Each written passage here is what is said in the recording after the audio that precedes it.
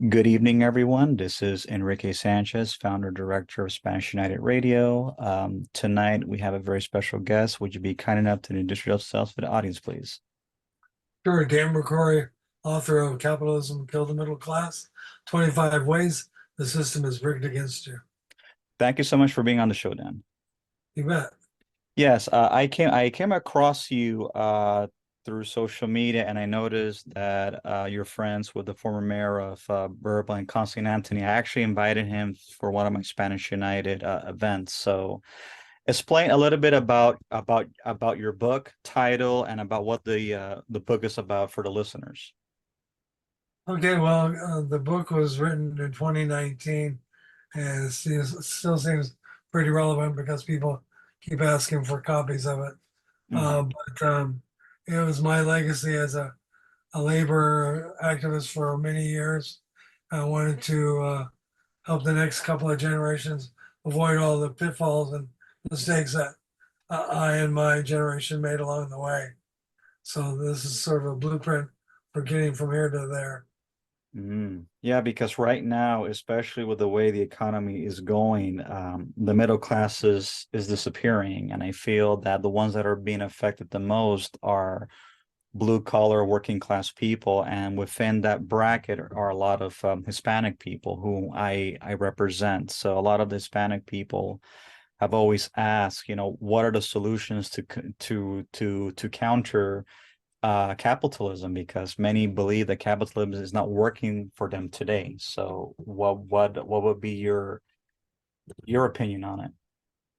Well, I agree with you because if you take a look out the window, just about anywhere, especially here in the San Fernando Valley, you'll see tents on the street, and it's people think that's the problem. That's a symptom of the problem, which is that there's no affordable housing, Hmm. and as you pointed out, there all the good paying jobs are have sort of gone away. But I think we're on our way back to building the movement again because for a long time you couldn't call the labor movement an actual movement. It was sort of stagnating. And so that's another reason for the book. I'm actually writing a couple of sequels to it. One's called Capitalism Kills the Global Edition, where I compare different countries and how they treat their working class. And then Hmm. a book called Rebuilding Union, and that Hmm. from the ground up, because I think the answer to the solution is in our youth. And I'm starting I'll be giving a presentation Wednesday night to a group and planning to put a class on August 10th called Coalition Building for Lefties.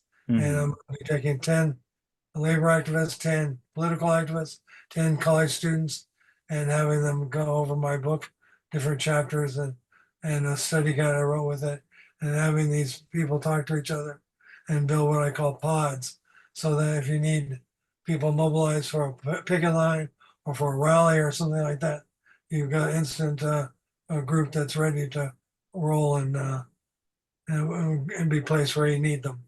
Nice, awesome. I really commend what you're doing, because there's not too many people that want to get involved in grassroots movements, primarily because they feel that it doesn't work for them. But Yeah, within, yeah, go ahead. I'm coalitions sorry. coalitions are so important. I interviewed a guy named Dave Sickler for my radio show, who was active. He was head of the Coors boycott back in the '70s. And I said, "What's your answer to being able to do the things that you did?" And he said, "Make friends, build coalitions." So that's Absolutely. Absolutely. And that's one of the things that we're doing in Spanish United, is that we're trying to build allies and trying to build a coalition, even with people that not necessarily fall within the Hispanic community, because I feel that the more connected Hispanic people get, especially the working class, because the majority of the Hispanic community tends to be working class, the more they're more organized, the more that they are able to work with other people, the more they're able to get unions and more rights going, because I feel that Hispanic people are the ones that are affected most when it comes to not being able to enter the middle class. And I've always emphasized that education is a factor, but at the same time, it's become difficult for many Hispanic people to join the middle class, especially those that are recent immigrants. That's true, and they're constantly vilified by the right, who think they're taking jobs, but truth is they're taking jobs that no American wants. Hmm. Okay. And I do believe that in order for the working class people can able to have a better relationship with the Hispanic community, like you were mentioning, the Hispanic people should not be vilified because many of them are victims of a lot of the capitalistic libertarian policies that many of the legislators and politicians put into place, like NAFTA and CAFTA. Those are trade agreements that haven't worked. And that's one of the reasons why there's so many people leaving Latin America, because it brings down living wages, it brings down the quality of life for products to be made cheaply and then exported back to the United States for a profit. So it's not a win-win situation for anybody. No, capitalism is constructed in a way to exploit those who are least able to rise above the tide of vilification and exploitation that's coming against them. Yes, and I feel that the only way there could really be a capitalism that works for everybody is that there needs to be reforms, and reforms meaning that government shouldn't allow so many tax breaks for the wealthy, and there should be penalties for those that move companies or factories or overseas, because that takes away competitiveness of the American worker. Very true. And I feel that it's very important that people need to be educated on really how capitalism works, because like you were mentioning, capitalism is not really based on feelings or getting rich, but it's what basically how one becomes wealthy in a capitalist system. Like the United States is unique for being a capitalist society because it's more of a corporate capitalist, while if you go to many European countries, for example, like Norway, Denmark, the Nordic countries, for example, they are capitalists, but they are what's called a social democracy, and they are more egalitarian. Even though they do have a capitalist system, it's not designed to exploit people. Exactly. You need robust oversight for the whole situation. I had dinner this evening with a venture capitalist from Paris, and he was telling me about the way that contracts are negotiated in France. You don't just have the employer and the employee at the bargaining table. You also have government playing a strong role to make sure that nobody gets anything over on the other. Yeah, I believe so, and that's where I believe big government comes in, because when people associate big government, they think Fidel Castro, they think Mao Zedong, they think the old way of thing. But like again, getting back to the Nordic countries would be considered communist by far right conservative standards, but in many ways they are more socialistic, meaning that the government and the people work together, and both are partners, meaning that the people control the means of production, and the government is the one that makes sure that oversight is done properly, and they're able to get the products where they need to be sold. It's not where you have a private individual or a private institution that controls the means of production and the workers, and then they manipulate the government to get things in their best interest and not the best interest of the worker. Exactly. My book is designed to take people from knowing nothing about social democracy or how um, capitalism is supposed to work, and it leads them down a path so they can come to conclusions on their own based on the facts that I put in each chapter.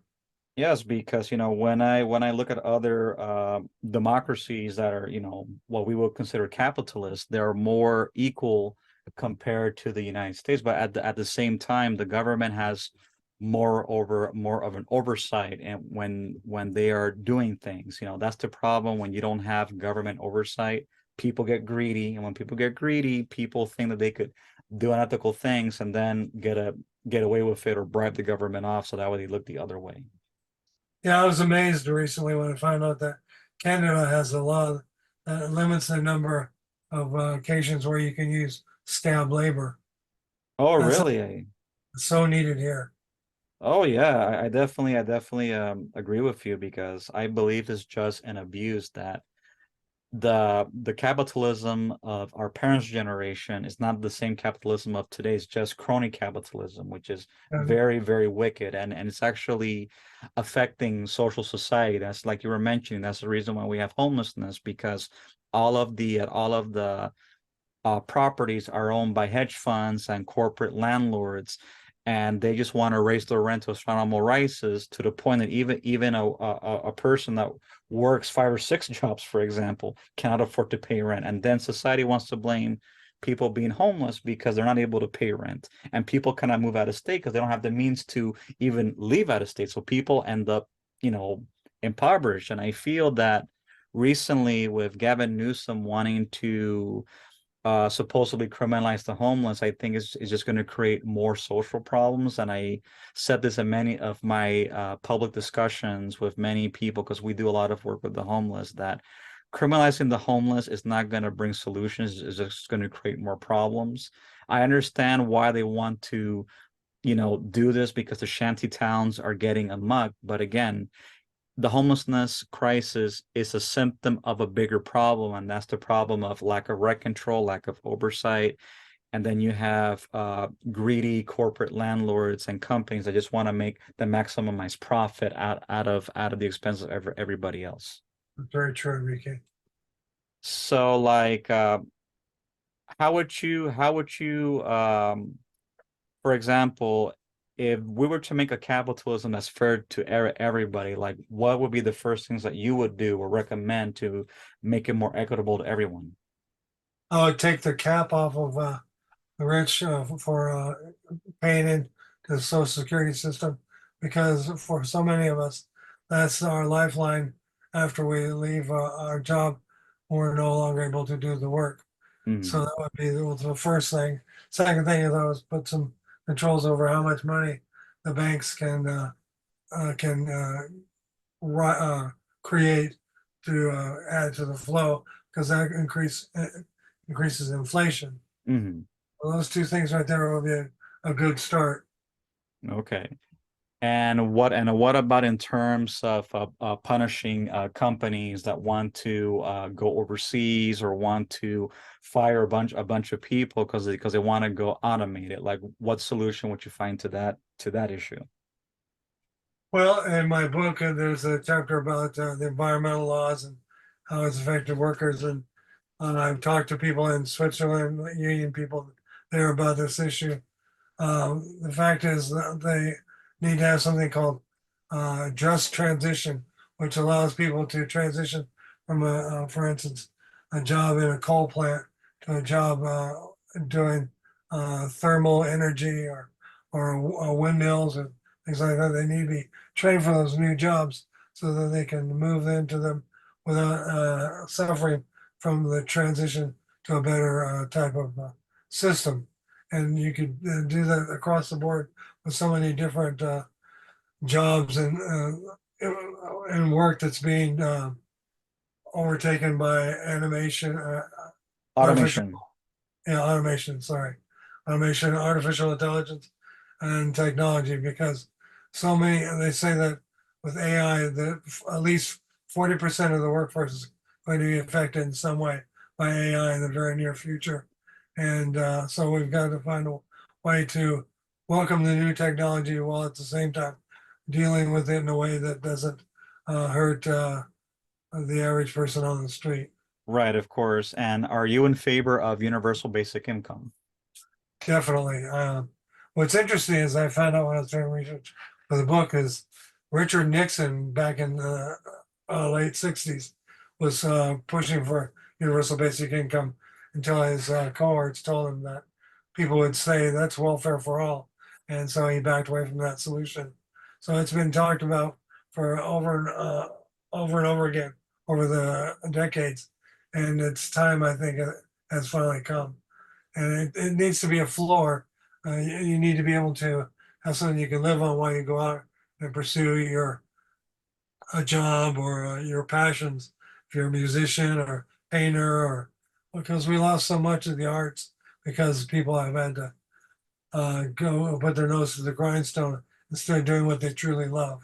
Right. And I agree, and I do agree with you. And what's interesting about universal basic income is that you actually brought up an interesting point because prior to what you were telling me about Richard Nixon, the only other person that actually brought universal basic income as a concept was actually Andrew Yang, who was candidate for Democratic Party in 2016. And it's a concept that I never heard before, but I know that it's something that I think will be beneficial because, again, getting back to many European countries, they already have a universal basic income for their citizens. Like, for example, in Denmark, a university is free, but the government will pay you to be a student while you are studying in the university. So there is a benefit for going to school. And I feel that if the government gives incentives to help people to go to school, or at least, like you said, people that want to pursue arts or whatever, they could do what they want to do in their passion at the same time they're able to live on. And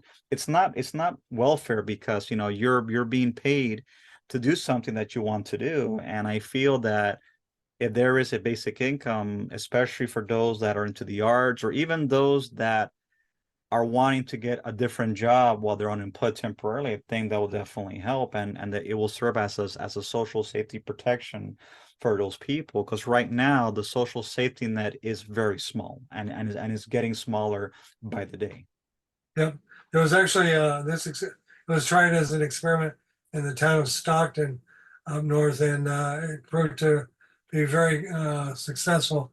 One woman who had been able to get out from under her debts and bills and all that was suddenly able to pay those off and to really succeed in life by being able to do what she had always wanted to do. Hmm.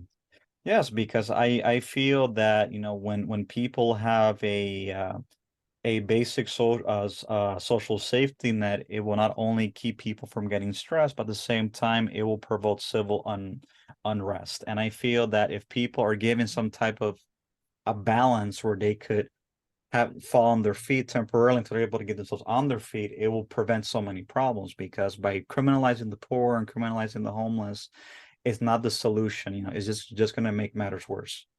You're right. And that's something that I'm seeing on a daily basis where people want to criminalize the poor for being poor. And I've had many conversations, even with politicians. Like I remember a few months ago, I had a conversation with Tim McNamee. He is the mayor of Thousand Oaks, very conservative guy. Hmm. And I asked him to, think about this concept for a second. Like, you say that Thousand Oaks has very little homeless people, right? But Thousand Oaks is a very wealthy city, so you can manage 10 people that are on the street. But what about those that are in a bigger city with less services? If you cut them off from those services, it's going to get worse. And Yep. every time I talk to conservatives and Republicans or libertarians, I always ask them, what can we do to resolve the issue of poverty and homelessness? And universally, they all say it's not my problem. But they like to complain that they don't like to see, tents on their doorstep or whatever, but yet they don't want to do nothing to fix the problem. And I find that to be hypocritical, because if you're going to complain and you're not provide a solution, we can't really say anything if we're not trying to find a solution to the problem. Well, supposedly that's what elected officials are there for, is to work on solutions for those problems. Absolutely. And the only way that's going to be done is through money. That's the reason why we have taxes. Taxes are there to have revenue to resolve problems. It's like the government's not there, okay, we're just here to keep order and law enforcement, and that's it. It's like, the government has to get revenue from somewhere. That's the reason why we have taxes. Yep. And that's the issue. Many people don't understand that the government needs to make revenue the same way regular people like you and me, we work, we get a paycheck. The government has to get a paycheck too, and they get it through taxes. That's how the government makes money. Exactly. But I do believe that taxes needs to be given higher to those that make a maximum income bracket. Let's say if someone makes $1 million, 2 million, 3 million, dollars a year, which is 100 times what we make, they should be taxed the maximum, like what they do in many other industrialized countries. The more you make, the more you pay. It's not like in America, the more you pay, the less you pay, and the middle class has to pay more and they get paid less. Exactly. That started with Ronald Reagan. Exactly. And one thing about Ronald Reagan is that a lot of the conservatives view him as some type of a god, but Yes. in reality, Ronald Reagan did a lot of harm to our society. I personally don't think he was a bad person. I'm just saying from my observation, but he made a lot of policies that hurt a lot of people. He did. Because I remember growing up in the 80s, when I was a kid, we had a program called DARE. And that program was a government funded program that helped a lot of people of my generation to keep away from drugs, from alcohol, from gangs. And that cut the addiction and gang rate, by more than half. And that helped a lot of people save their lives. But like you said, when Reagan decided, okay, I'm going to close everything down, crime went up, social problems went up. And trickle down economics has proven that it doesn't benefit people because the rich don't spend, they just hoard. Right. And Reagan gave them the biggest tax break they'd ever had. And it didn't benefit anybody. And that's the reason why we have so much poverty today, because of the policies of Ronald Reagan. Yep. And I feel that the only way the economy is going to recover is that we need to have more government regulation Oversight. Yes, definitely. over oversight. It doesn't have to do with communism. It has to do with common sense. And we taking care of people. Absolutely, absolutely. Another question I was going to ask you, what made you decide to write the book about how capitalism killed the middle class? What gave you the idea to, or the idea to actually decide to write the book? As I said, it started out as a memoir about all my years in the labor movement because I'd seen a lot of different things like air traffic controllers who were fired by Ronald Reagan. I got to Hmm. know them personally, and it started to personalize the whole story of what was going on in the greater economy. So that's where I got the idea was to put a little piece of my life in there to show how a regular type person was affected by what was going on politically and economically around them. So that's how that developed. There's a lot of concepts in there that were new at the time. I've got some of them, Black Lives Matter, the Occupy movement, things Hmm. that were brand new at the time. Yeah, because a lot of people don't understand why counter revolutions happen to begin with, because primarily it has to do with a situation that causes people to rebel. Like when I have conversations with many people on the far right, I use the example of Cuba and Iran, for example. Two countries, two extremes, but have something in common. These two countries previously were propped up by autocratic dictators that were fascists, that were loyal to the interests of Washington. For Exactly. example, Batista of Cuba and the Shah of Iran. When Fidel Castro started his revolution, the people just got tired of being controlled by Washington and by the mafia. And the same thing with Iran. The Iranian people got fed up with the British and the United States companies having control over their oil. So people that rebel against capitalist dictatorships, they don't do it because they're animals, or they're feudal, like a lot of people like to say. It's because conditions get so extreme that people just rebel. And sometimes they might get a government that might be worse or whatever, but at least they have control over their own affairs. And that's what's happening in many countries in Latin America. That's the reason why you have communist and socialist revolutions, because you have dictatorships that are propped up by Washington that are loyal to American interests but are very bad towards the people, and then the people rebel, and then they get rid of that proxy government out. So it's Yeah, like, yeah, go ahead. I talk in one of my future books about general strikes general strikes happen because people have being denied basic elemental needs to their life, whether it be money to live on, or enough food to eat, or housing. And when you take those things away, and it becomes their problem, and eventually becomes your problem, and then people get so angry they go to the streets. Before you know it, you have chaos and revolution, like you said. So if a government looks after its people, then you get things like Finland, where they've been declared several years now the happiest country in the world because they take care of their people from cradle to grave.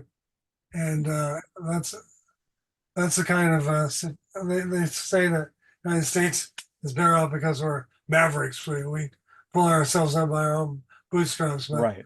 you look at a lot of the wealthy folks today, you would see that they came from money. It wasn't them and their abilities to raise it that caused them to be rich. Exactly. Look at Donald Trump, for example. He was born into wealth.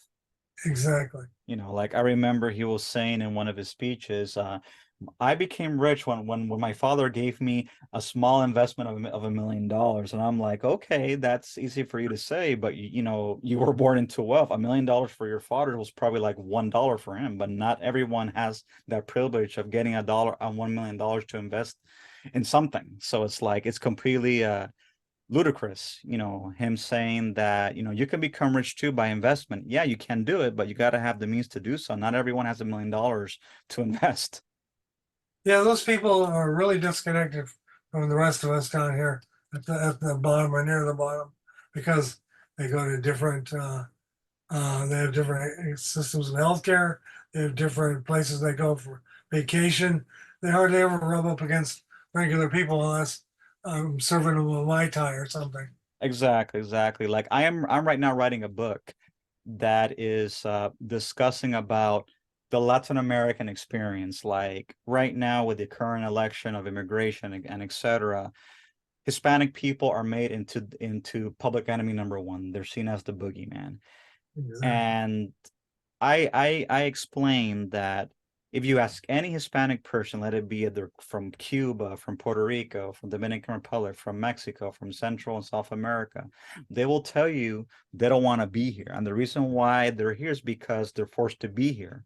And many cases they are discriminated because many people don't want to give them work. And then many of these youngsters that are coming here are getting into trouble because nobody wants to give them work, and then people complain that they're causing trouble. And it's like you take someone that's already traumatized in their home country, you take them to another country that's peaceful, but yet the society mistreats them.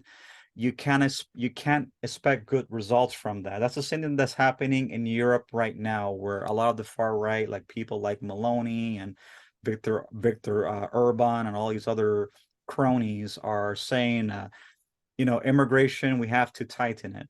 But a lot of these people that are coming from Europe, they're coming from the Middle East and from Islamic countries, don't want to be in Europe. But since conditions are so bad, they are forced to be in Europe, and then they're not able to integrate and be part of society. And that's the reason why they're having so many problems. Same thing here in the United States with Latin Americans, and I'm feel concerned that if the income level doesn't rise between Latin Americans and regular Americans, there might be a civil war between Latin Americans and the native born population.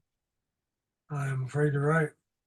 So anyway, we've come to the end of our time. I wanted to tell you, Dan, thank you so much for being a guest on the show. I really appreciate it. Where do you think I could find your book? Because I would like to get a copy of your book. You can pretty much find it anywhere. It's on you can go to Amazon, you can go to Barnes and Noble, or go to one of the smaller bookstores. You'll find it there too.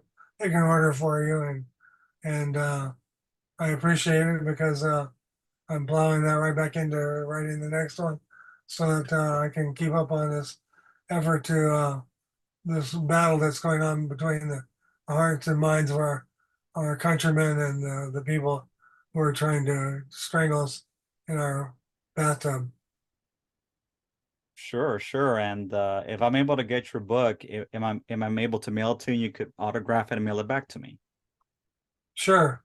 Awesome. I would definitely appreciate that. Anyway, I want to tell you, Dan, thank you for being on the show. I appreciate it. And for everyone that's listening, you could find this all on social media platforms. We are on Spanish United, Facebook, Twitter, Instagram, now known as X, on YouTube. And anyone that wants to donate to Spanish United, we are a nonprofit organization. Anything that you give goes directly to help people in the community.